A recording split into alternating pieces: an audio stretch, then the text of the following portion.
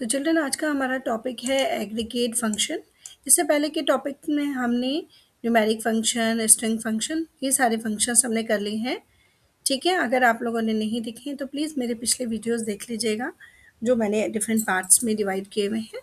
ठीक है, तो चलिए स्टार्ट करते हैं हमारा एग्रीगेट फंक्शन। तो चिल्ड्रन हमें पहले से ही पता है कि हमारे पास दो तरह के फंक्शन होते हैं। एक होता है सिंगल रो फंक्शन और दूसरा होता है multiple row function. Multiple row functions are also called aggregate functions, or we can say aggregate functions are also called multiple row functions because these function works on a set of records as a whole। यानी कि ये function अकेले किसी एक single value पे काम नहीं करते हैं।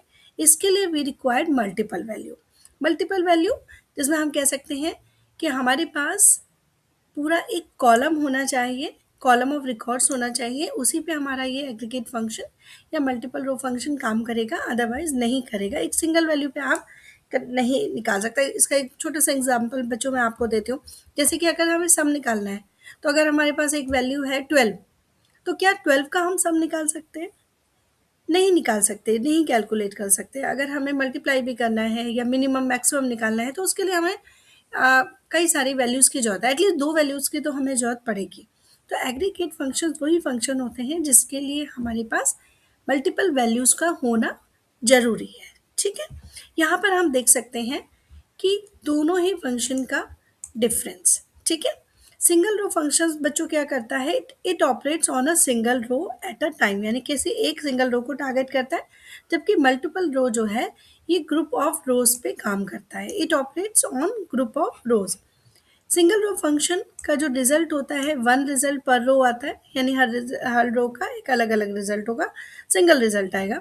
जबकि यहाँ पर it returns one result for a group of रोज, यानी मल्टीपल रोज होंगी और उनका क्या आएगा, एक रिजल्ट आएगा, यानी कि multiple rows and one result, यहाँ पे सिंगल रो सिंगल रिजल्ट।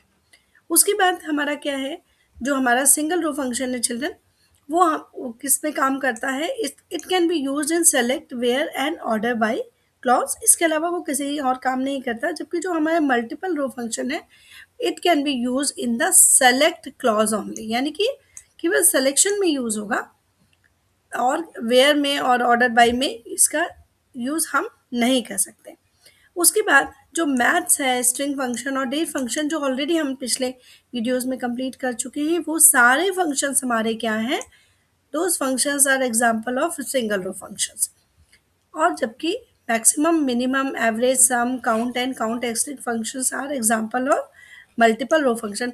चलो वैसे भी आप क्लास 12 के स्टूडेंट्स हो, इजीली आप देख के पता लगा सकते हो कि भाई maximum, minimum, average, sum, count and count access function को यूज करने के लिए we required multiple values.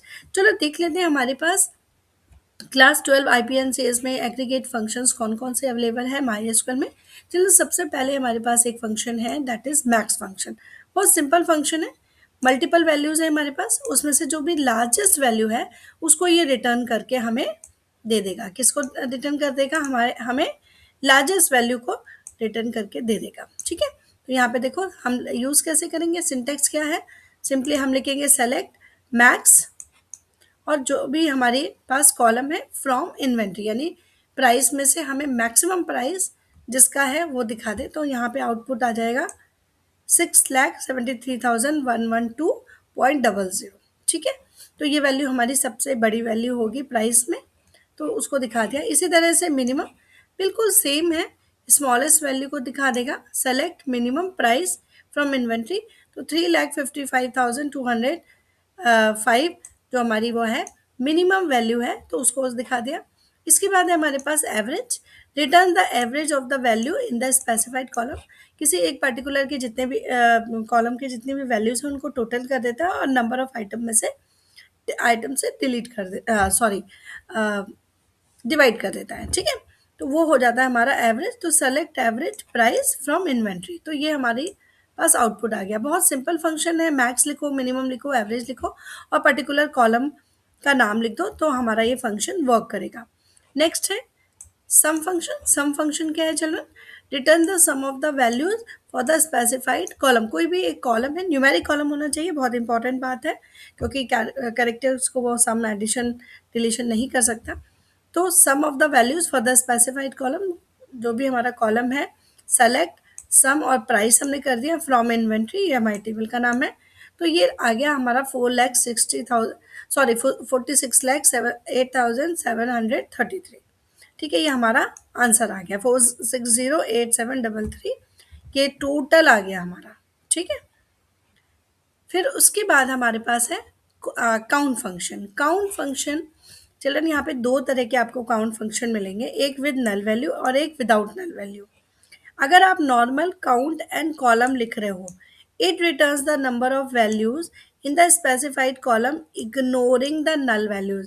That means column, count column अगर आप लिखोगे तो हमारे पास क्या आ जाएगा, वो नल वैल्यूज को भी यहाँ पर दिखा देगा। ठीक है, ये वाला देखो, तो ये क्या होगा, अगर आप स्टार लगा रहे हो, सेलेक्ट एस्ट्रिक फ्रॉम मैनेजर ऐसे लिख रहे हो, तो ये आपकी नल वैल्यू को भी दिखा देगा। अगर आप एस्ट्रिक्स नहीं लिख रहे हो, ठीक है, और आप मेंबर नेम इस तरह से लिख रहे हो, तो वो आपको कितना दिखाएगा काउंट करके, 3।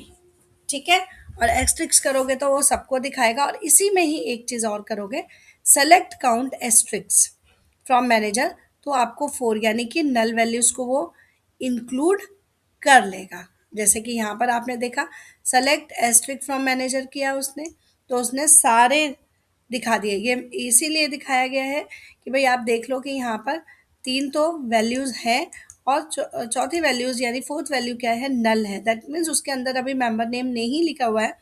स्टिल अगर आप काउंट और मेंबर नेम दोगे तो वो किसको इग्नोर कर देगा, आपके नल वैल्यू को इग्नोर कर देगा, क्योंकि यहाँ वैल्यू नहीं है, तो वो कितने मेंबर्स दे देगा, आपको देगा कि यहाँ भाई 3 है।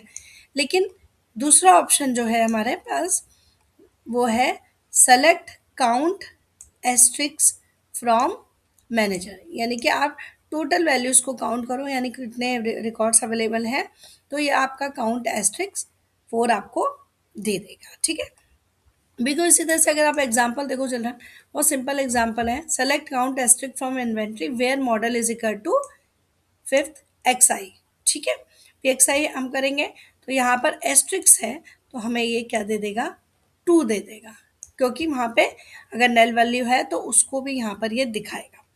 Display the total number of different type of models available from the table inventory. ये टेबल्स वो हैं जो हमने स्टार्टिंग में बच्चे बनाए थे।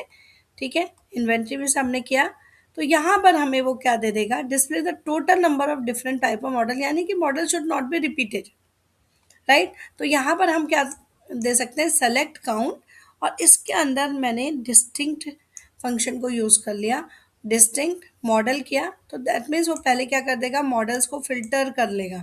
फिल्टर यानी कि कोई भी मॉडल जो रिपीट हो रहा होगा उसको रिपीट नहीं करेगा, और बिना रिपीट के वो क्या कर देगा, काउंट कर लेगा, और आंसर आपका आ जाएगा 6। देन है display the average price of all the cars with the model LXI from table inventory. इसमें क्या किया उसने, का प्राइस का एवरेज निकाल लिया, ये तो हम ऑलरेडी सीख चुके हैं, AVG price from inventory where model is equal to this, और ये आ गया आपका आंसर। तो इस तरह से चिल्ड्रन आपके एग्रीगेट फंक्शन को हमने आज इस वीडियो में फिनिश कर लिया है। बहुत सिंपल फंक्शन है, लेकिन क्वेश्चंस आते हैं, इंपॉर्टेंट क्वेश्चंस आते हैं, तो प्रैक्टिस बहुत अच्छे से बनती है। ठीक है, तो आज के वीडियो में हम इतना ही करेंगे चिल्ड्रन, और नेक्स्ट वीडियो में हम मिलेंगे group by in SQL topic को लेके। Okay, so that's all for today, stay fit and keep learning, bye bye.